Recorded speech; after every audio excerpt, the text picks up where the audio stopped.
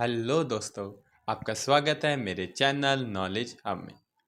आज मैं आपके आगे एक कहानी डिस्कस करने जा रहा हूँ जो कि सुधा मूर्ति की एक किताब से ली गई है। जब मैं आज मेट्रो में आ रहा था तो मैं वो कहानी पढ़ रहा था। तो बड़ी कमाल की स्टोरी है।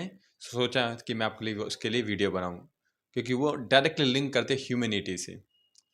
तो इस कहानी में क्या होता है, दो कैरेक्टर होते हैं, ठीक है।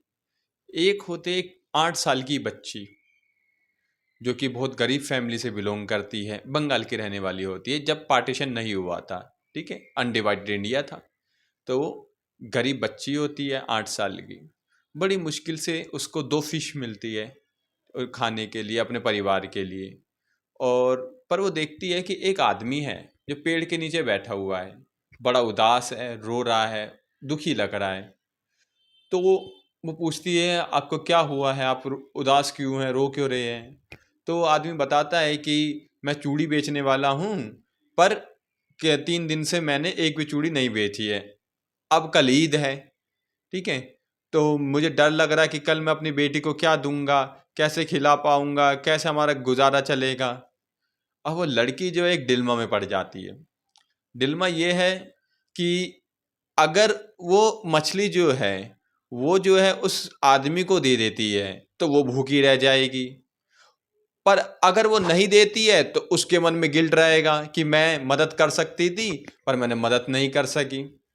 तो यही गिल्ट और उसके बीच और मदद करना और ना करने का एक इनर बैटल चलती रहती है ना। पर उसने क्या डिसाइड किया, उसने सेक्रीफाइस करना डिसाइड किया। उसने सोचा कि मैं भूखी रह जाऊं चलेगा पर मैं इनको दूंगी।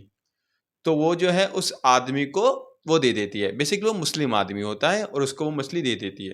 पहले तो वो आदमी रेजिस्ट करता है पर बाद में वो उसे एक्सेप्ट कर लेता है और बड़ी दुआएं देता है उस लड़की को, 8 साल की बच्ची को, ठीक है। फिर क्या होता है, कुछ दिन निकल जाते हैं और फिर जो है लड़ाई शुरू हो जाती है। हिंदू मुस्लिम के रियोट्स जो हुए थे वो सारे शुरू हो जाते हैं। और जब वो लड़की जो होती है और उसका परिवार होता है वो जो है ईस्ट बंगाल की तरफ रह रहे होते हैं जब बाद में पाकिस्तान बना था। अब उनके घर पर जो है धीरे धीरे हमले होने शुरू हो जाते हैं। और कभी वो भागते हैं, कभी इधर उधर भाग रहे होते हैं, उन्हें कहीं जगह नहीं मिल रही होती है और उन्हें डर लगा रहता है कि अब हम कैसे जिंदा रहेंगे, कैसे हम इंडिया आ पाएंगे, क्योंकि ईस्ट ईस्ट बंगाल तो जब पाकिस्तान में मिल चुका होता है। तो फिर क्या होता है, वो जो वो लोग एक सड़क पर जा रहे होते हैं, वो 8 साल की बच्ची और उनके फादर।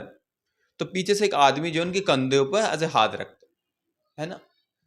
अब जो होता है वो आदमी उसको देखता है और कहता है कि आप परेशान मत होइए, मैं आपको अपने घर में पनाह दूंगा। पता है वो आदमी कौन होता है? ये वही आदमी होता है जिसकी मदद 8 साल के उस बच्चे ने की होती है। तो वो आदमी जो है उसे पहचान लेता है, इस बच्ची को, और वो बच्ची भी उस 8 साल के सॉरी उस बूढ़े आदमी को पहचान लेती है, ठीक है। तो वो आदमी कहता है आपकी बेटी ने मेरी मदद की थी, तो मैं बिना आपकी मदद किए कैसे रह सकता हूँ, इस तरह का कोई डायलॉग होता है, ठीक है। तो फिर वो जो होता है उन्हें अपने घर में पनाह देता है। घर छोटा होता है पर जिसका दिल बड़ा है उसका घर छोटे से क्या लेना देना है। तो उसको पनाह देता है और फिर जो होता है उसके अगले दिन इंडिया की जो ट्रेन है उसमें बिठा देता है, जो जो बंगाल से इंडिया जाने वाली होती है, ठीक है। और उसमें एक लास्ट में एक मैसेज देता है, बहुत कमाल का मैसेज है। वो कहते हैं इस दुनिया में मैं जान गई हूँ, बच्ची कहती है, कि सिर्फ 2 तरह के लोग हैं, एक ह्यूमन और एक इनह्यूमन। हर धर्म में ह्यूमन भी है और हर धर्म में इनह्यूमन भी है, ठीक है। और जैसे वो आदमी था, उसने वो बचाया इस बच्ची की ज़िंदगी को, उसके परिवार को, तो वो ह्यूमन आया और वो बच्ची ने अपनी ह्यूमैनिटी दिखाई, सेक्रीफाइस किया कि मैं भूखी रह जाऊंगी पर इसे मैं भूखा नहीं रहने दूंगी। ये बहुत बड़ा सेक्रीफाइस है। इट डजेंट मैटर कि आप लोगों को कितना ज़्यादा इसलिए देते हैं कि लोग आपकी तारीफ करें। इसलिए तो आप देखते होंगे कि लिख जाते थे भाई हमने दान किया, हमने ये किया, हमने वो किया। Doesn't matter. पर वो चीज़ दान में ज़्यादा महत्वपूर्ण होती है, ज़्यादा इंपॉर्टेंट होती है जो आपने सेक्रीफाइस से दी होती है ना। लग्जरी तो कोई भी दे देता है, एक्स्ट्रा कोई होता है कपड़ा अब नहीं पहन रहे, दान दे दिया नाम करने के लिए, पर वो बच्ची का सेक्रीफाइस देखिए।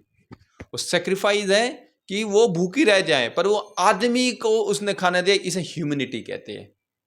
और फिर उस आदमी ने चिंता नहीं की कि हो सकता है कि लोग मुझे भी मार दे, पर उन्होंने उस परिवार की जिंदगी बचाई। ये ह्यूमैनिटी होती है। तो इस कहानी से हम मेन चीज यही सीख सकते हैं कि ह्यूमैनिटी जो है सबसे ऊंची चीज है, ह्यूमैनिटी से बड़ा कोई नहीं है ना।